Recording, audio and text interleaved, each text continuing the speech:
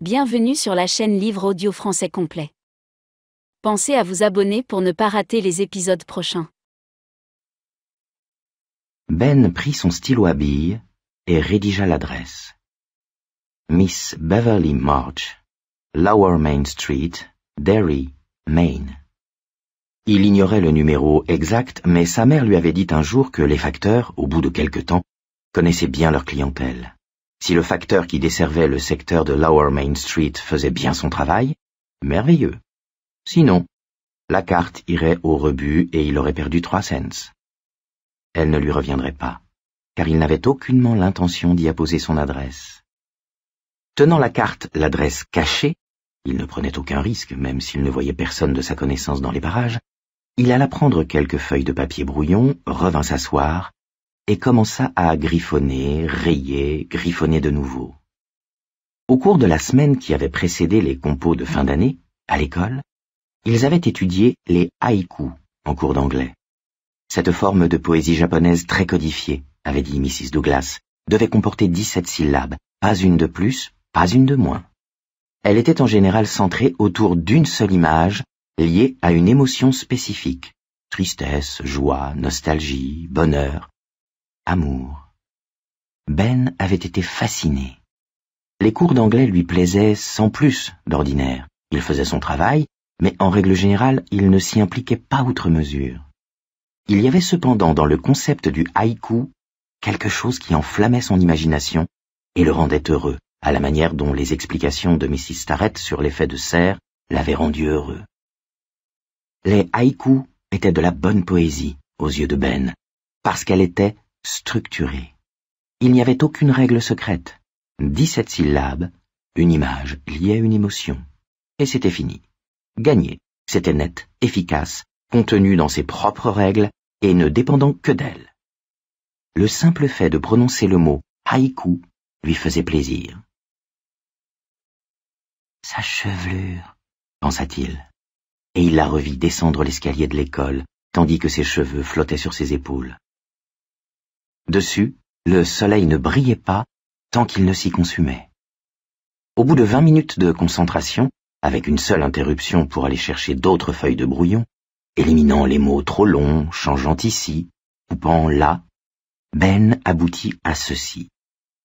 Feu d'hiver, braise de janvier, ta chevelure, ici brûle aussi mon cœur.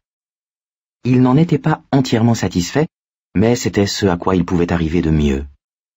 Il craignait, en le triturant trop longtemps, de tomber dans la maniaquerie et de finir par obtenir quelque chose de pire, ou de ne rien faire du tout, ce qu'il ne voulait surtout pas. Les instants pendant lesquels elle lui avait parlé avaient été foudroyants pour Ben. Il tenait à les garder gravés dans sa mémoire. Beverly devait sans doute en pincer pour un plus grand que lui, un 6e ou un 5e même, et elle croirait le haïku de ce garçon. Elle en serait heureuse, et le jour où elle le recevrait, se graverait aussi dans sa mémoire. Et même si elle devait toujours ignorer que Ben Hanscom en était l'auteur, c'était très bien, puisque lui le saurait. Il recopia donc le poème tel quel sur la carte postale, en lettres d'imprimerie, comme s'il s'agissait d'une demande de rançon et non d'un poème d'amour, remit le stylo dans sa poche et glissa la carte à la fin de Hot Rod. Puis il se leva et salua Mrs. Starrett en sortant.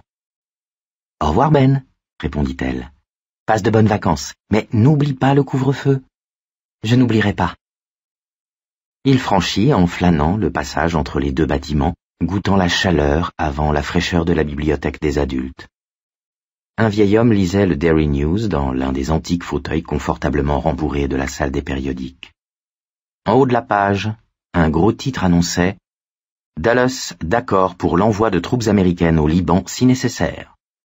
On voyait aussi une photo d'Eisenhower serrant la main d'un arabe à la Maison-Blanche. La mère de Ben disait que lorsqu'on élirait Hubert Humphrey président, en 1960, les choses commenceraient peut-être à bouger. Ben avait vaguement entendu parler d'une récession en cours et sa mère avait peur d'un licenciement. En caractères plus petits, en bas de page, on lisait « La police toujours à la recherche du psychopathe ». Ben poussa la grande porte de la bibliothèque et sortit. Une boîte aux lettres était placée au pied des marches. Il récupéra la carte et la posta. Il sentit son cœur battre un peu plus vite quand il la lâcha. « Et si jamais elle découvre que c'est moi ?»« Ne sois pas stupide, » réagit-il, un peu inquiet de l'excitation qui le gagnait à cette idée. Il remonta Kansas Street, à peine conscient de la direction qu'il prenait. Il s'en moquait éperdument. Son imagination venait de se mettre en route, et dans sa rêverie, Beverly March venait vers lui, avec ses immenses yeux gris clairs, ses cheveux châtain clair attachés en queue de cheval. « Je voudrais te poser une question, » disait dans son esprit ce simulacre, « et il faut que tu me jures de dire la vérité. »« As-tu écrit ceci ?» ajoutait-elle en brandissant une carte postale. C'était un rêve terrible, un rêve merveilleux. Il voulait que ça s'arrête tout de suite, il voulait que ça dure toujours. De nouveau son visage fut en feu. Ben marcha, rêva, changea les livres de bras et se mit à siffler. « Tu vas sans doute trouver que j'ai du toupet, mais je crois que j'ai envie de t'embrasser, » disait Beverly, les lèvres s'entr'ouvrant légèrement. La bouche de Ben fut soudain trop sèche pour siffler. « Je crois que je veux bien, » murmura-t-il, avec un sourire à la fois niais, enivré et magnifique. S'il avait seulement baissé les yeux, à ce moment-là, il se serait aperçu que 3 ombres venaient de rejoindre la sienne. S'il avait écouté, il aurait entendu le bruit des fers de Victor, presque à sa hauteur, en compagnie de Henry et du roteur. Mais il n'entendait ni ne voyait quoi que ce soit. Ben se trouvait à 1000 lieues de là, sentant les lèvres de Beverly, qui s'appuyaient doucement contre les siennes, tandis qu'il approchait une main timide du feu irlandais de ses cheveux. Comme nombre de villes, grandes ou petites, Derry, conçue sans plan, avait grandi comme poussent les arbres. Les urbanistes n'auraient même pas pu dire où il se situait à l'origine. Le centre se trouvait dans la vallée de la rivière Kentucky, qui traversait le quartier des affaires selon une diagonale sud-ouest-nord-est. Le reste de la ville s'étageait sur les collines environnantes. La vallée où s'étaient installés les premiers colons était à l'époque marécageuse et couverte de végétation. La Kentucky et la Penobscot, dans laquelle la première se jetait, offraient beaucoup de possibilités aux commerçants, mais n'attiraient que des ennuis à ceux qui cultivaient les champs ou bâtissaient des maisons trop près de leurs rives, auprès de celles de la Kentucky en particulier, qui débordaient tous les 3 ou 4 ans. La ville courait toujours le risque d'être inondée, en dépit des sommes considérables dépensées depuis une 50aine d'années pour résoudre ce problème.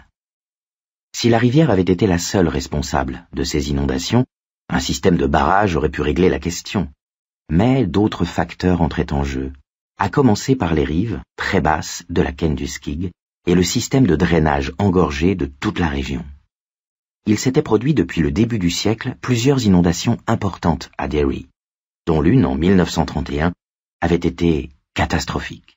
Pour couronner le tout, d'innombrables ruisseaux descendaient des collines sur lesquelles s'élevait la ville, comme le Thorold, où l'on avait trouvé le corps de Cheryl LaMonica.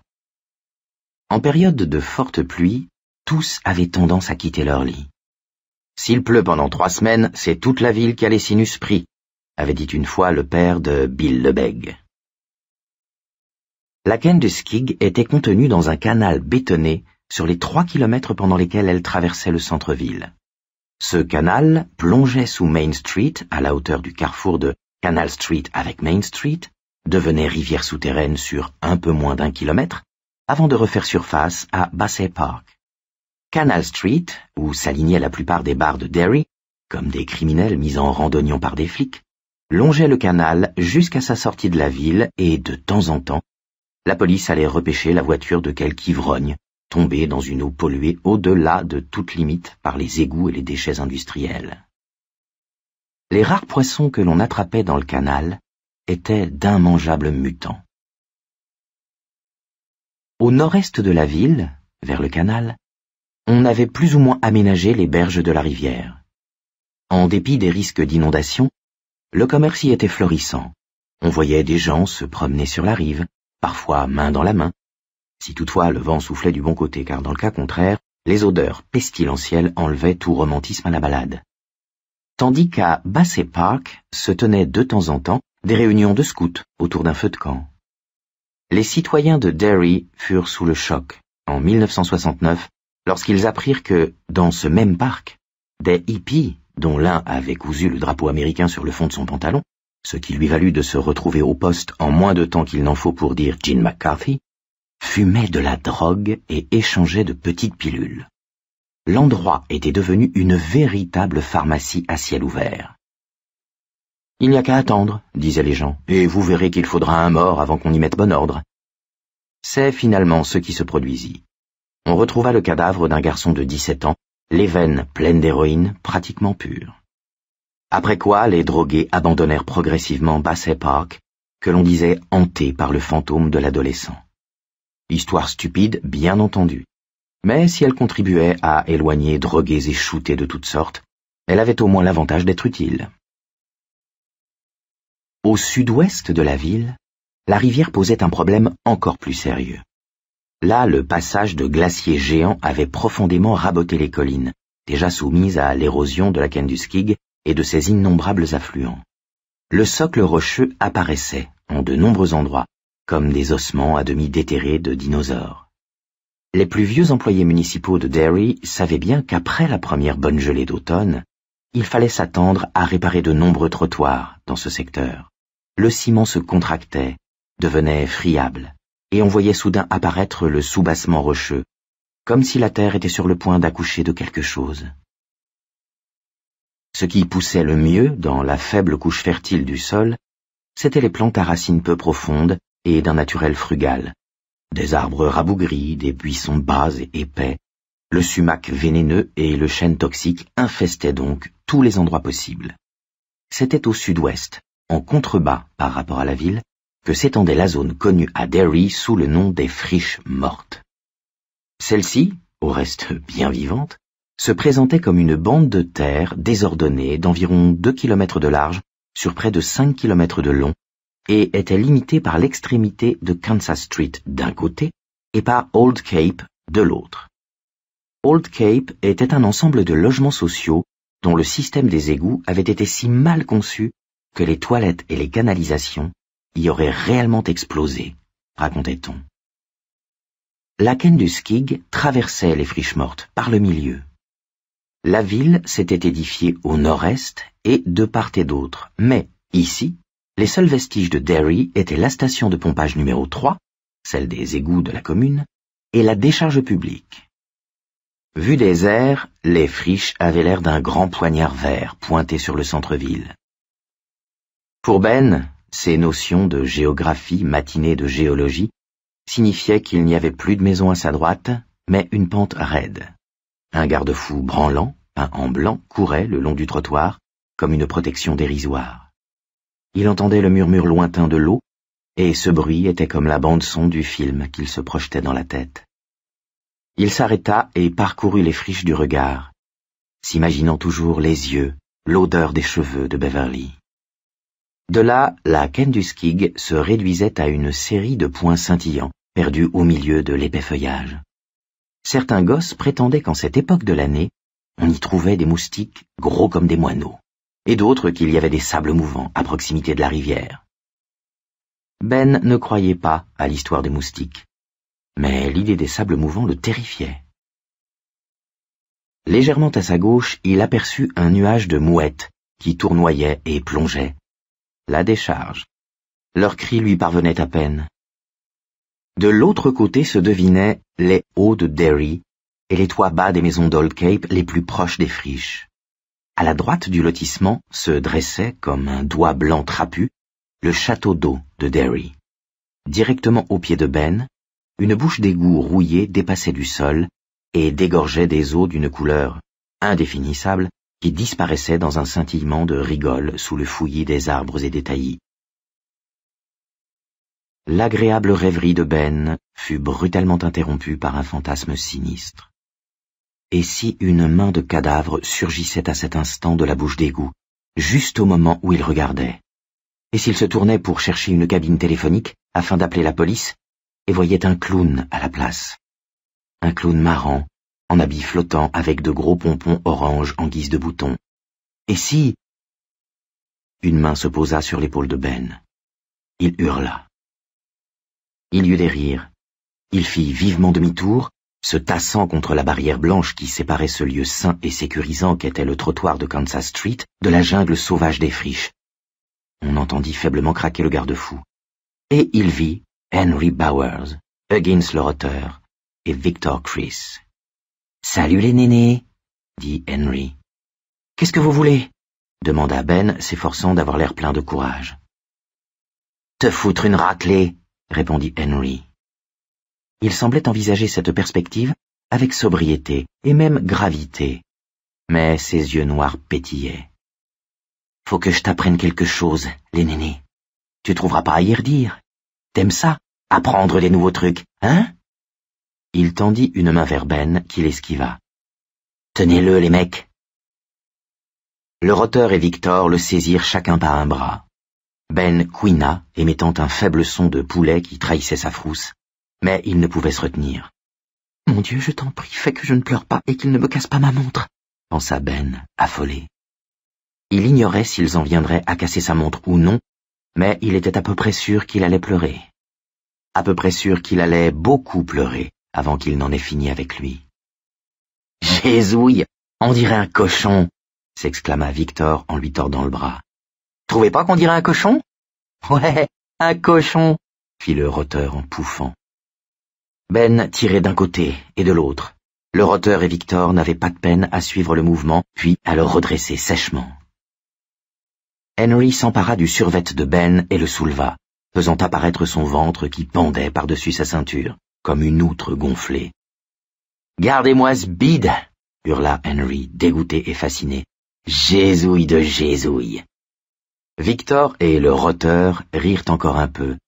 Ben lançait des regards éperdus autour de lui, à la recherche de secours. Personne.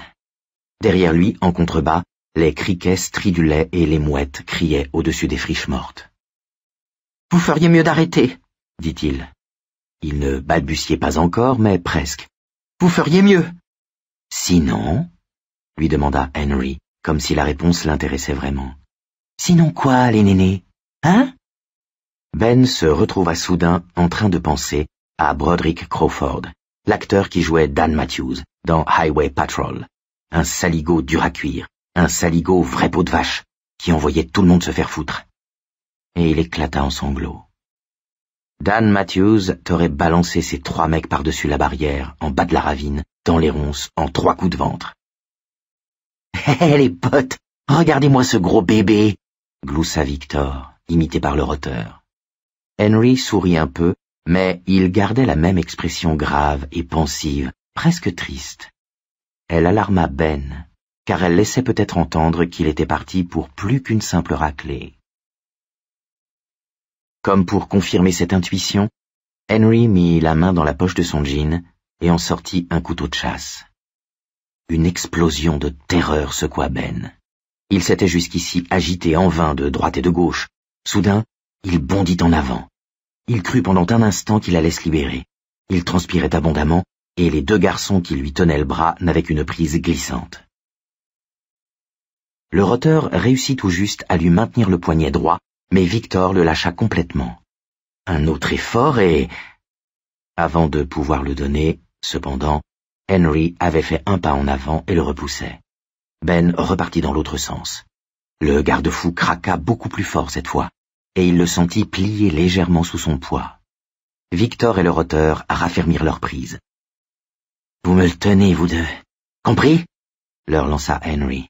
« Sûr, Henry, » dit le roteur, une pointe d'inquiétude dans la voix. « Il va pas se barrer, t'en fais pas. » Henry avança jusqu'à ce que son ventre plat fût presque en contact avec l'abdomen rebondi de Ben. Ben le regardait, l'œil exorbité, sans pouvoir retenir ses larmes. « Pris, je suis pris », gémissait une partie de lui-même. Il essaya d'arrêter ça, incapable de réfléchir, avec ses gémissements qui n'arrêtaient pas, mais ce fut impossible. « Pris, pris, pris !» Henry ouvrit la lame, qui était longue et large, et sur laquelle était gravé son nom. La pointe brilla au soleil de l'après-midi. « Je vais te faire passer l'oral, les nénés, » fit Henry de sa voix pensive. « C'est l'examen. J'espère que t'es prêt. » Ben éclata en larmes. Dans sa poitrine, son cœur battait follement. Coulant de son nez, de la morve vint s'accumuler sur sa lèvre supérieure. Les livres de la bibliothèque gisaient sur le sol, éparpillés. Henry marcha sur Bulldozer, jeta un coup d'œil à ses pieds et d'un seul coup de botte, le repoussa dans le caniveau. « Voici la première question de l'examen, les nénés. Quand quelqu'un te dit « Laisse-moi copier pendant la dernière compo », qu'est-ce que tu réponds? « Oui », s'exclama aussitôt Ben. « Je réponds oui, bien sûr. D'accord, copie tant que tu veux. » La pointe du couteau de chasse avança de quelques centimètres et vint s'appuyer sur l'estomac de Ben. Elle était aussi froide qu'un glaçon qui sort du frigo. Ben rentra le ventre tant qu'il put, à s'étouffer. Pendant quelques instants, le monde devint tout gris.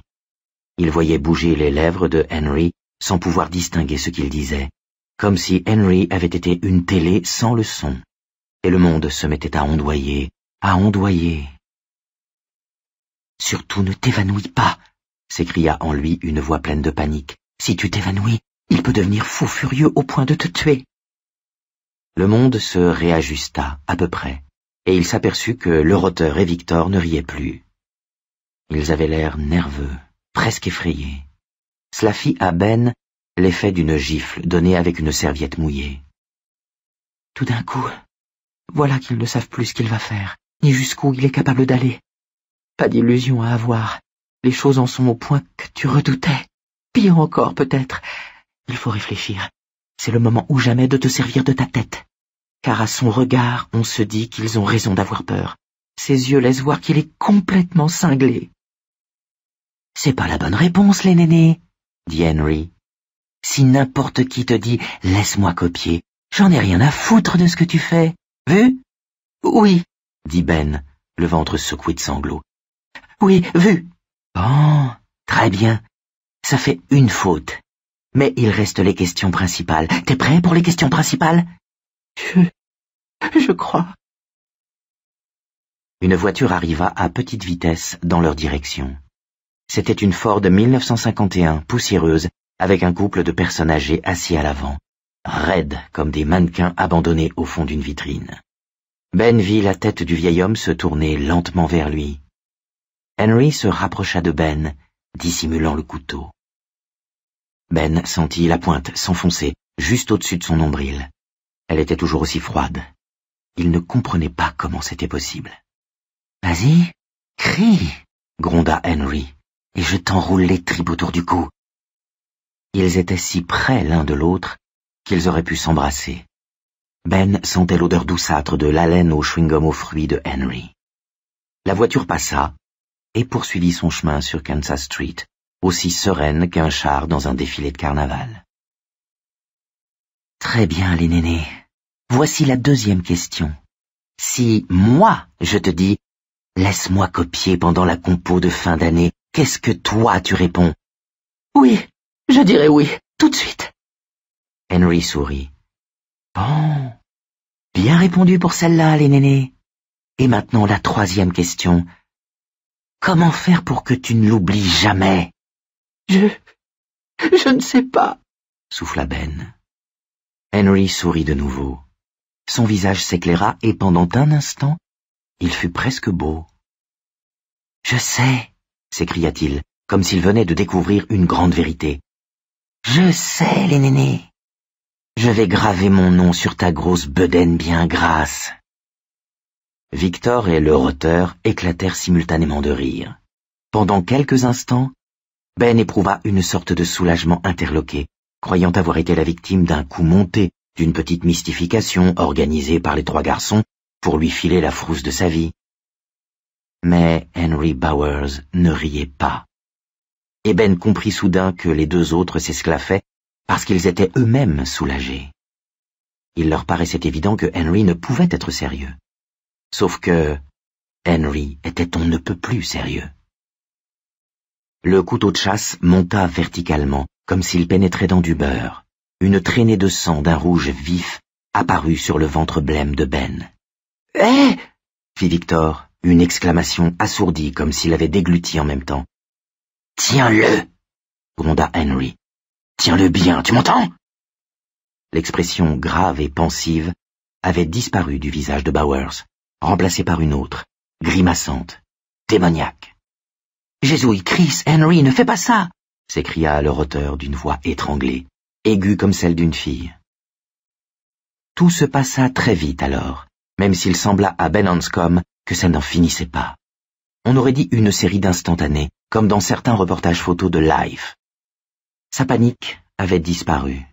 Il venait de découvrir quelque chose à l'intérieur de lui-même, quelque chose qui n'avait que faire de la panique et qui la dévora d'un coup.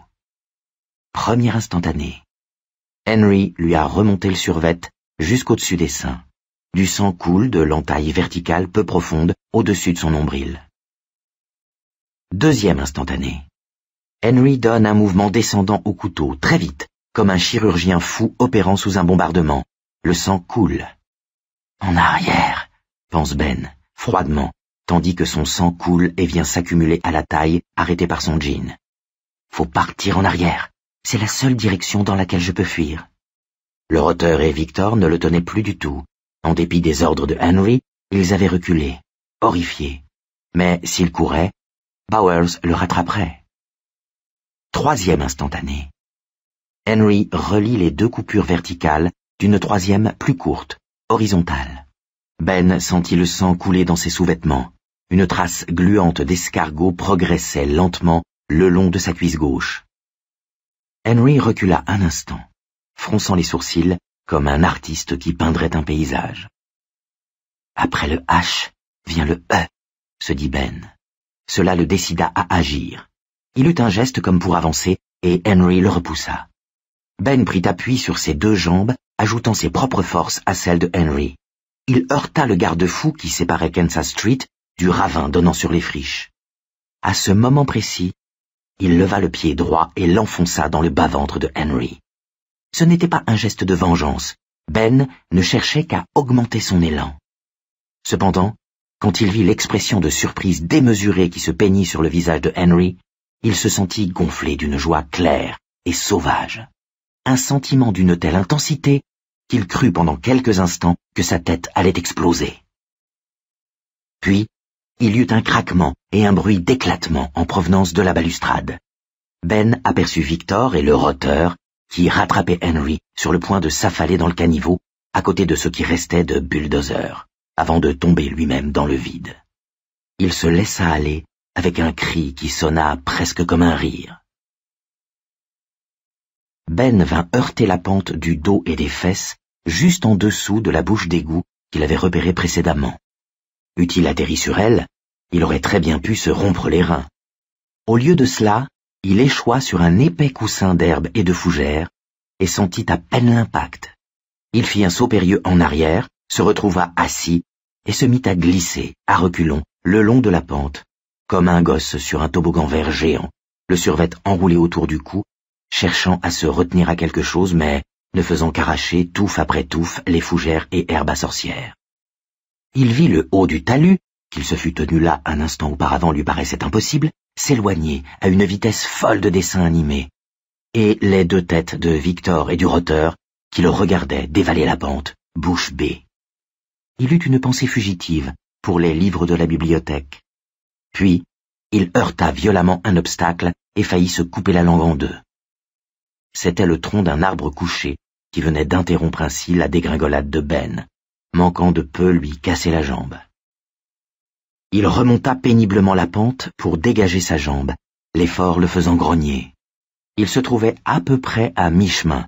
En dessous, les buissons devenaient plus épais. L'eau qui sortait de l'égout ruisselait sur ses mains. Il y eut un hurlement venu d'en haut. Ben leva de nouveau les yeux et vit Henry qui volait littéralement par-dessus le talus, le couteau entre les dents. Il atterrit sur ses deux pieds, le corps rejeté en arrière afin de ne pas être déséquilibré. Après une série d'enjambées gigantesques, il se mit à glisser, puis bondit à nouveau, comme un kangourou. « Faites faire la peau, les nénés !» vociféra-t-il en dépit du couteau.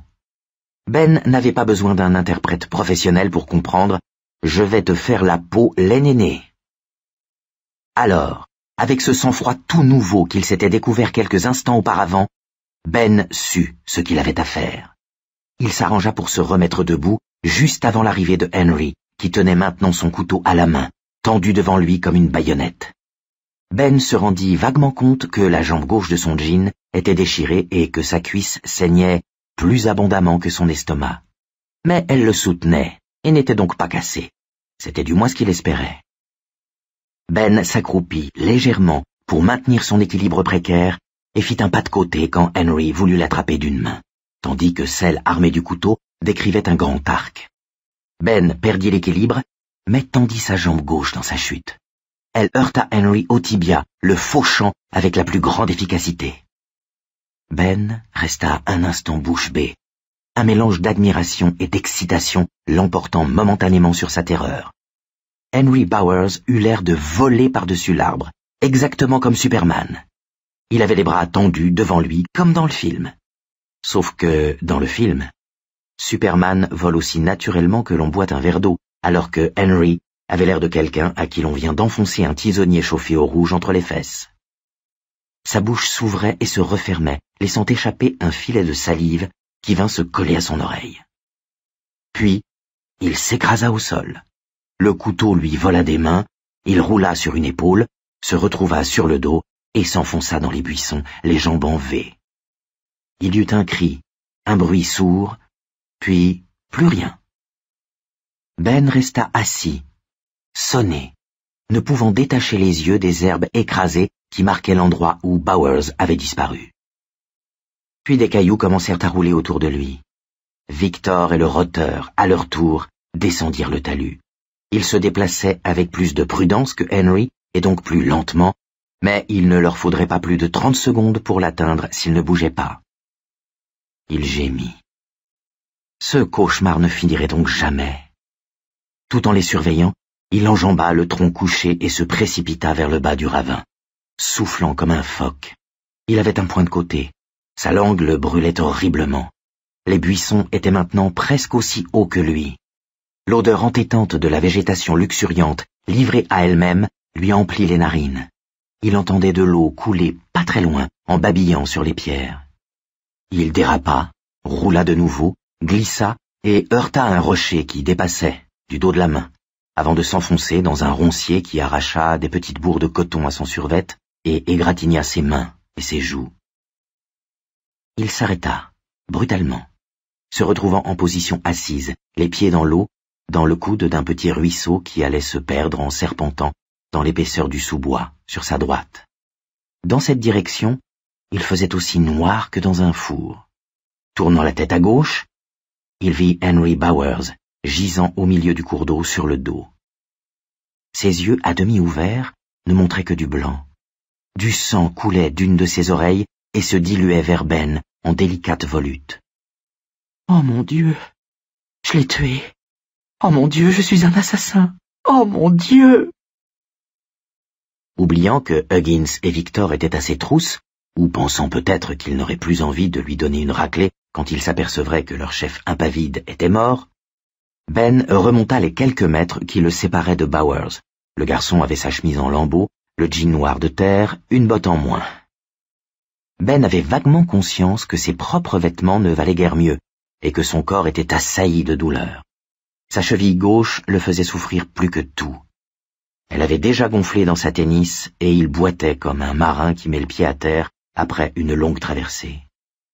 Il se pencha sur Henry, dont les yeux s'ouvrirent soudain tout grands. D'une main sanguinolente et éraflée, il le saisit à la cheville. Ses lèvres bougèrent, mais il n'en sortit que le sifflement de sa respiration. Ce qui n'empêcha pas Ben de comprendre « vais te tuer, gros lard ». Se servant de la cheville de Ben comme appui, Bowers voulut se relever, mais Ben se démena frénétiquement. La main glissa, puis lâcha prise. Ben partit en arrière, moulinant des bras, et tomba sur le cul pour la 3e fois. Un record en moins de 4 minutes. Il se mordit aussi une 2e fois la langue. La gerbe d'eau qu'il provoqua créa un bref arc-en-ciel. Mais Ben n'en avait rien à foutre. Il n'en aurait rien eu à foutre non plus de trouver une cassette pleine de pièces d'or. Il ne demandait qu'à retrouver sa vie médiocre de gros. Henry roula sur lui, essaya de se lever, retomba, puis réussit à se hisser sur les mains et les genoux, enfin, sur les pieds.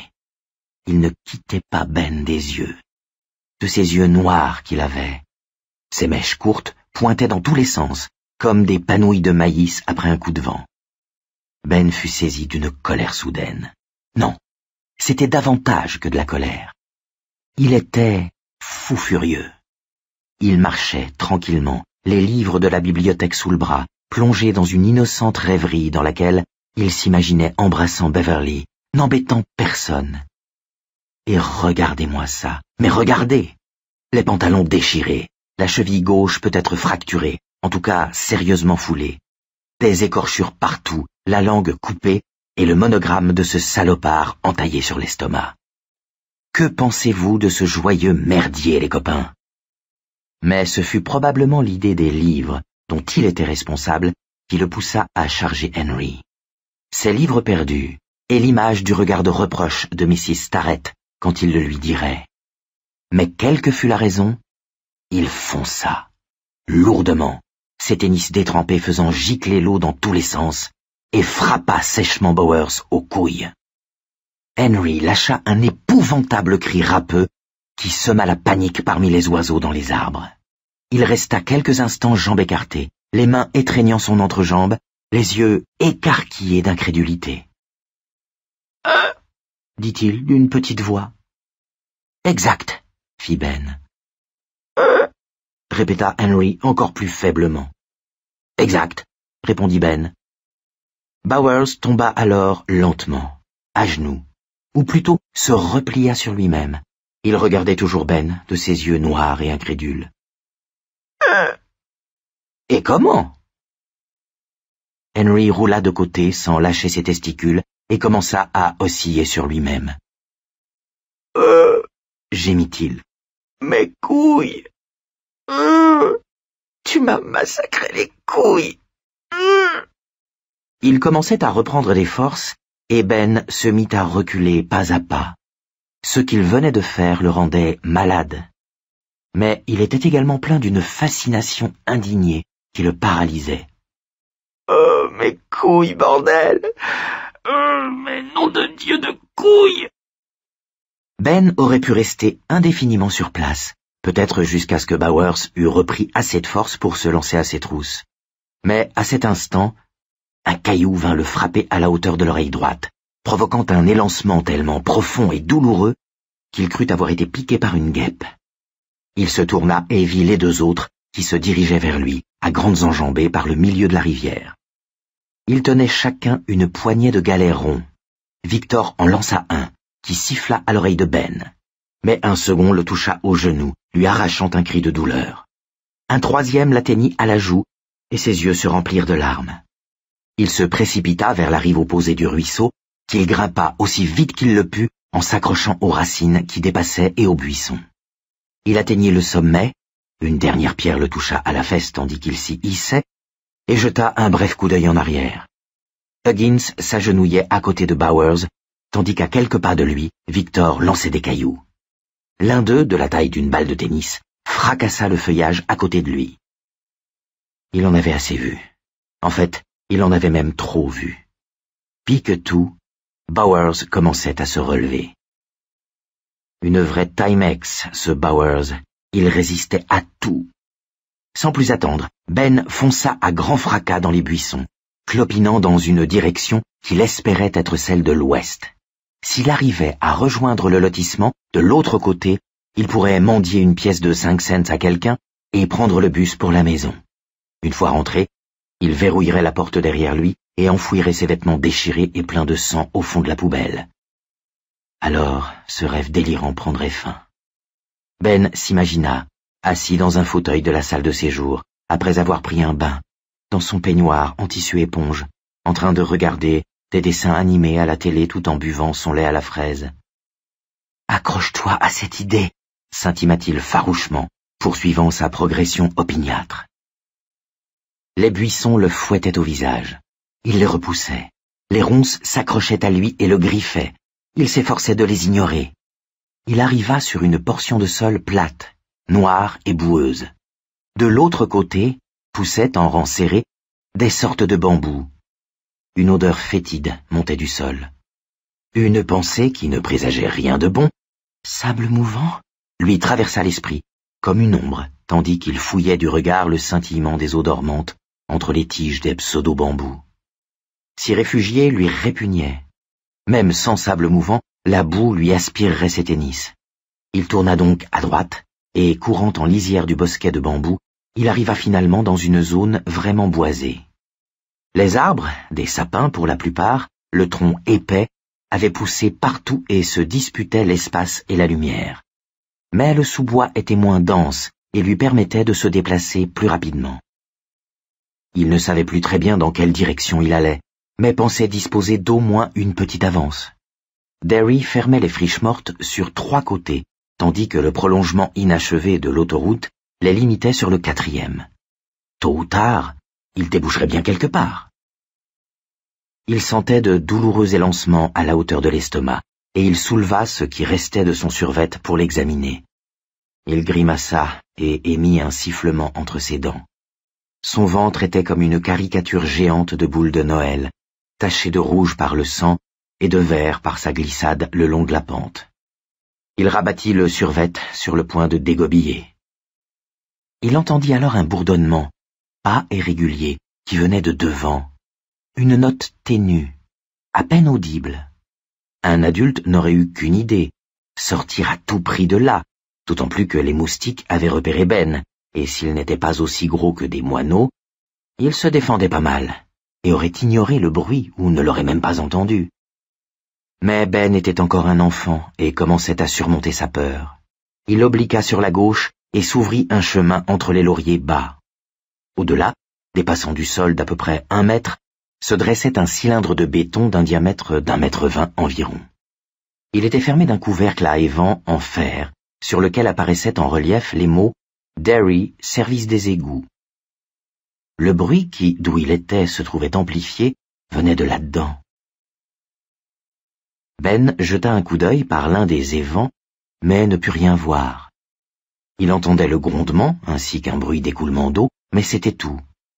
Il respira profondément, et une bouffée âcre, mélange d'odeur d'humidité et de merde, monta dans ses narines. Il grimaça.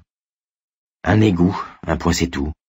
Ou à la rigueur, un égout qui se combinait avec un tunnel de drainage. Il n'en manquait pas dans cette ville, qui craignait les inondations. Rien d'extraordinaire. Mais il avait ressenti un frisson un peu particulier.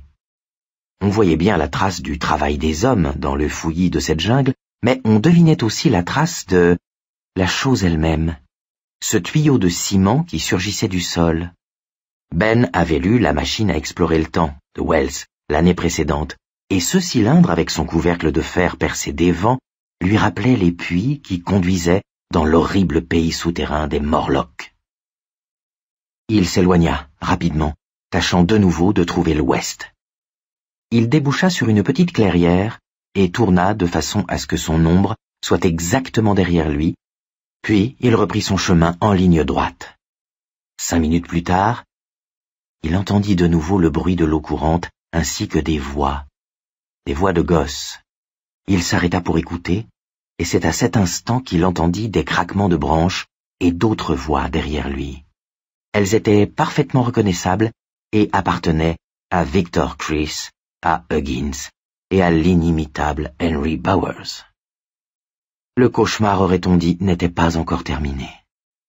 Ben chercha désespérément autour de lui un coin où se terrer. Il en sortit environ 2 heures plus tard, plus crasseux que jamais, mais ayant un peu récupéré. Lui-même avait peine à le croire. Il avait somnolé. En les entendant, une fois de plus derrière lui, Ben avait été sur le point de rester complètement paralysé, comme un animal pris dans les phares d'un camion. Une dangereuse torpeur s'était mise à l'envahir. L'idée de se rouler en boule sur le sol, comme un hérisson, et de les laisser faire tout ce qu'ils voulaient, lui effleura même l'esprit. C'était une idée insensée, mais étrangement séduisante. Au lieu de cela, Ben partit en direction des voix des autres enfants et essaya de démêler ce qu'ils disaient. N'importe quoi pourvu qu'il arrivât à se débarrasser de cette effrayante paralysie de l'esprit. Un projet. Il parlait d'un projet. il crut avoir déjà entendu une ou deux de ces voix. Il y eut un bruit d'éclaboussement, suivi d'éclats de rire joyeux et bon enfant. Ben se sentit empli d'une nostalgie stupide et prit encore plus vivement conscience de la situation dangereuse dans laquelle il se trouvait. S'il devait être pris, inutile que ces gosses eussent à subir le même traitement que lui. Ben tourna de nouveau à droite. Comme beaucoup de gros, il avait le pied remarquablement léger. Il passa assez près des garçons pour apercevoir leur silhouette qui allait et venait entre lui et le scintillement de l'eau, mais aucun ne le vit ou ne l'entendit. Peu à peu, les bruits de voix s'estompèrent. Il tomba sur un sentier étroit de terre battue. Il l'étudia un instant et secoua la tête avant de plonger de nouveau dans le sous-bois. Il se déplaçait plus lentement maintenant, écartant les buissons au lieu de foncer dedans. Il suivait toujours plus ou moins le cours d'eau au bord duquel jouaient les autres enfants. En dépit des arbres et des buissons qui limitaient son champ de vision, il se rendit compte qu'il était beaucoup plus large que celui dans lequel Henry et lui étaient tombés. Encore un cylindre de béton, à peine visible, au milieu d'un fouillis de ronces couvertes de murs, bourdonnant paisiblement d'insectes. Au-delà, un talus donnait sur la rivière et un vieil orme tordu tendait ses branches au-dessus de l'eau. À demi dénudé par l'érosion de la rive, ses racines ressemblaient à une masse de cheveux sales et en désordre. Espérant qu'il ne s'y trouverait ni bestiole ni serpent, mais trop fatigué et sa peur trop engourdie pour vraiment s'inquiéter, Ben s'était glissé entre les racines, derrière lesquelles se trouvait une grotte miniature. Il s'y adossa, mais une racine enfonça un doigt rageur dans ses fesses. Se déplaçant légèrement, il put s'asseoir dessus dans un relatif confort. Les trois voyous arrivèrent. Il avait cru, espéré, qu'ils suivraient peut-être le chemin, mais la chance n'était pas avec lui. Ils s'arrêtèrent tout près, pendant quelques instants, au point que Ben aurait pu toucher l'un d'eux en tendant le bras. « Je te parie que ces petits morveux l'ont vu, là-bas, » dit le rotter. « Eh ben, on va s'en occuper, » répondit Henry. Le trio repartit dans la direction d'où il était arrivé. Quelques instants plus tard, Ben entendit Bowers qui rugissait « Qu'est-ce que vous branlez ici, bande de morpions ?» Il y eut une réponse que Ben ne put distinguer. Les gamins étaient trop loin, et à cet endroit, le bruit de la rivière, c'était bien entendu la Kentuskig, était trop fort. Mais il eut l'impression que les mômes avaient peur. Il ne les comprenait que trop. Puis Victor Chris lança à son tour quelque chose que Ben ne saisit pas entièrement. « Quel putain de barrage de bébés !»« Barrage de bébés ? Garage à bébés ?» À moins qu'il ait dit que les bébés le mettaient en rage, Ben avait peut-être mal compris. « Démolissons-le !» proposa le rotter. Il y eut des cris de protestation, bientôt suivis d'un hurlement de douleur. Quelqu'un se mit à pleurer. Oui, Ben pouvait se mettre à leur place. Ces trois salauds n'avaient pas réussi à l'attraper, mais ils pouvaient passer leur mauvaise humeur sur ces malheureux gosses. « Ouais, on le démolit !» dit Henry. Éclaboussements, cris, grands éclats de rire crétins de Victor et du rotter. Un hurlement de fureur angoissée de l'un des gamins. « Ne viens pas me casser les couilles, espèce de petit merdeux bafouilleur !» vociféra Bowers. « Y a plus personne qui va me les casser aujourd'hui !» Il y eut un bruit de craquement. Le ruissellement de l'eau devint soudain plus fort, gronda quelques instants, puis revint à son babil placide. Tout d'un coup, Ben comprit. Barrage de bébés, c'était bien ce qu'avait dit Victor. Les mômes, pas plus de 2 ou 3 lui avait-il semblé quand il était passé à côté, étaient en train de construire un barrage. Henry et ses acolytes venaient de le démolir. Ben se douta même de l'identité des enfants.